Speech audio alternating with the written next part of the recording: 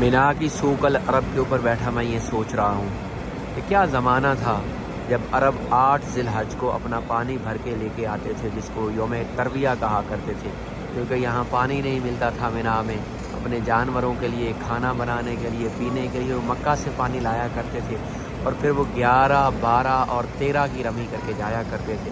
آج 13 ذی الحج ہے، ہمیں ہر طرح کی سہولت میسر ہے اور اس کے باوجود بھی چند لوگ ہیں جو رمی کرنے کے لیے 13 کو یہاں موجود ہیں، باقی سارے لوگ یہاں سے 12 کی رمی کر کے جا چکے ہیں۔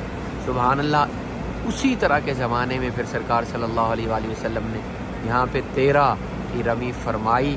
آج 13 ذی الحجہ ہے تو سنت کے مطابق ہم بھی رکے ہیں، مگر وہ زمانہ دیکھیں کہ سرکار صلی اللہ علیہ وآلہ وسلم یہاں کتنی گرمی میں رکے، امت کے لیے رکے، امت کی خیر خواہی کے لیے رکے، امت کے لیے دعائیں کرنے کے لیے رکے۔ اور پھر جب آج کی رمی آخری کی جائے گی تو پہلے جمرے کے بعد اور دوسرے جمرے کے بعد بھی دعا مانگنا جو وہ مسنون ہے۔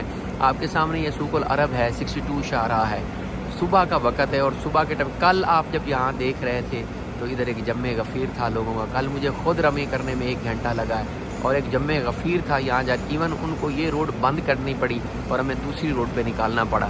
لیکن آج دیکھیں یہاں پہ لوگ ریورس بھی آ رہے ہیں، جانے والوں کی تعداد بھی بہت کم ہے، قلیل ہے۔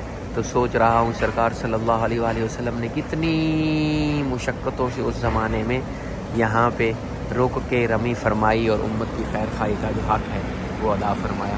بہرحال مینا سے آج حجاج کرام جو ہیں وہ واپس جانا شروع ہو گئے ہیں اور یہ رمی کر کے اب یہ لوگ نکل جائیں گے اور کل سے پھر یہ مینا جو ہے اسی طرح کے سال کے جو باقی 360 دن ہیں اسی حالت میں چلا جائے گا، جس میں پھر جب حج کا انشاءاللہ اگلا سیزن آئے گا تو 3 مہینے پھر یہاں پہ جو کام کرنے والے لوگ ہیں، جو خیمہ لگانے والے ہیں، جو اے سی لگانے والے ہیں، جو پنکھا لگانے والے ہیں، جو لائٹ کا کام کرنے والے ہیں، جو بجلی کا کام کرنے والے ہیں، جو پانی کا کام کرنے والے ہیں، جو کیٹرنگ والے ہیں، ان کا پھر رش ہو جائے گا اور پھر یہ انشاءاللہ زندگی رہی تو اگلے سال یہ شہر دوبارہ بسے گا، اگر اللہ نے تب تک قیامت کا فیصلہ نہ فرمایا تو یہ دوبارہ شہر بسے گا اور 5 دن یہاں پہ یہی حسل بسل ہوگی جو پچھلے 5 دن ہم نے یہاں پہ دیکھی ہے۔ دعا ہے اللہ اگلی دفعہ بھی یہاں حاضر ہونے کی توفیق عطا فرمائے۔ تو صبح صبح میں حجاج کرام نکل رہے ہیں، آپ کو کچھ مناظر دکھاتا ہوں۔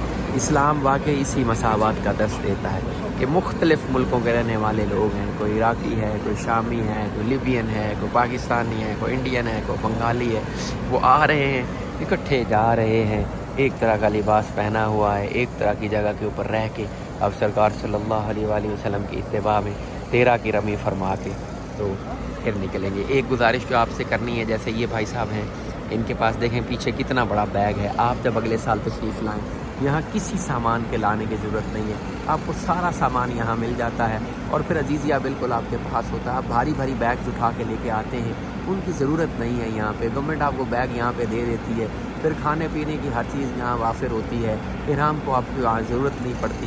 لہذا براہ کرم جب بھی آئیں سامان بہت کم لے کے آئیں تاکہ آپ کی واپسی جانی آسان ہو۔ واپسی اگر آپ کو بس نہ بھی ملے پھر بھی آپ اس پوزیشن میں ہوں کہ آپ خود سے جا سکیں۔ اب یہ دیکھیں زندگی بھر کا ان لوگوں کا ساتھ رہا اور زندگی بھر کے ساتھ یہاں پہ بھی یہ ساتھ ہے۔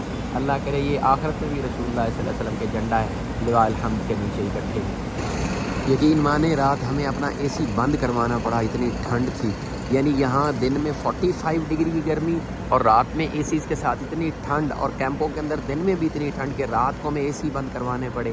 ایک ہمارے آج یہ حالت ہے کہ اتنی سہولتوں کے باوجود ہم 13 کی رمی کے لیے نہیں رکتے، اور کیا سرکار صلی اللہ علیہ وآلہ وسلم کا زمانہ تھا، دن میں بھی 45، رات میں چلو کچھ خنکی ہوگی۔ میرے والد گرامی نے 98 میں حج فرمایا تو وہ فرماتے ہیں کہ یہاں پہ بیٹا صرف تمبو لگا کرتے تھے، جو کوئی ٹولیاں آتی تھی وہ اپنے اپنے تمبو لگا کے بیٹھ جاتے تھے۔ اتنا سوفسٹیکیٹڈ نظام، اتنے sophisticated wash rooms, air condition کا ماحول، کھانے پینے کی حجات کو تنگی نہیں، ہر بندہ، والد گرامی فرماتے ہیں ہر بندہ اپنا کھانا شانا لے کے آتا تھا، اپنا پکاتا تھا۔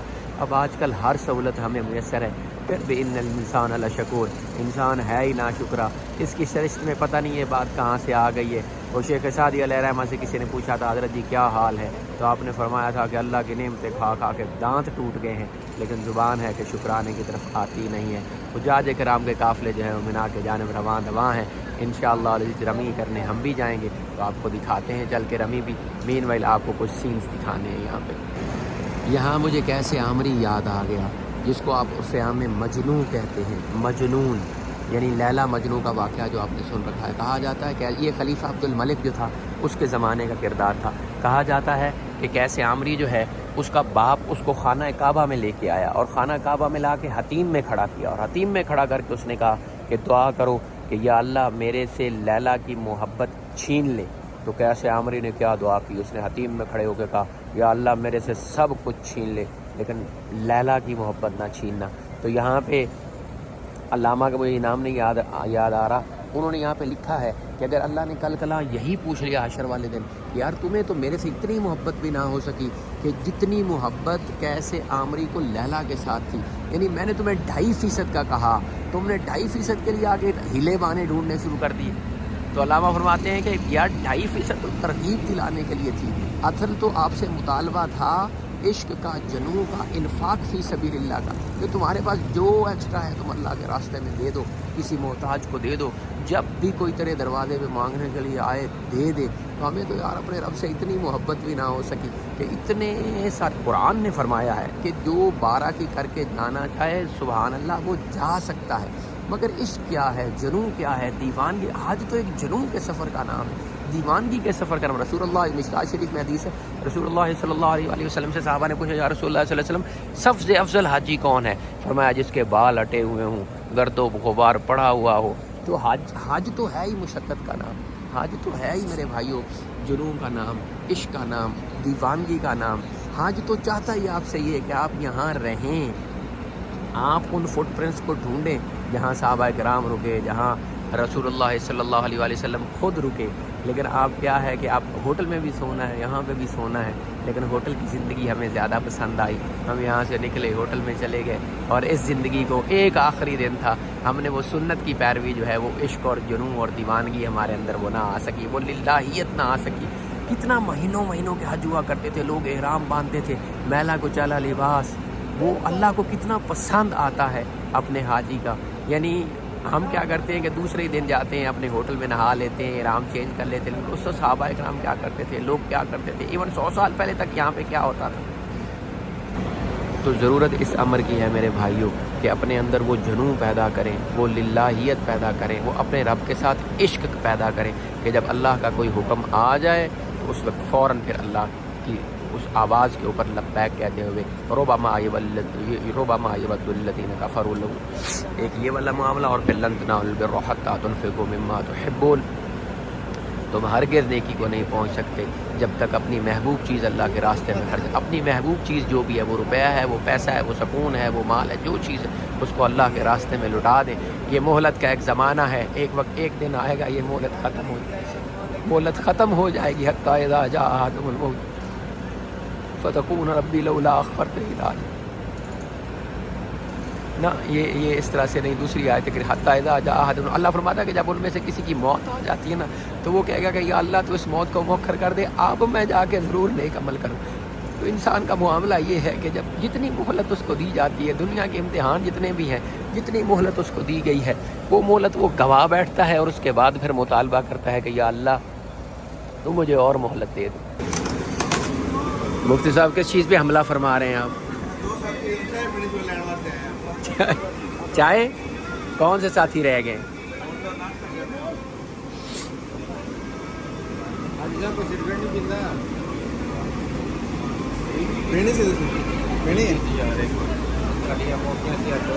ہاں جی,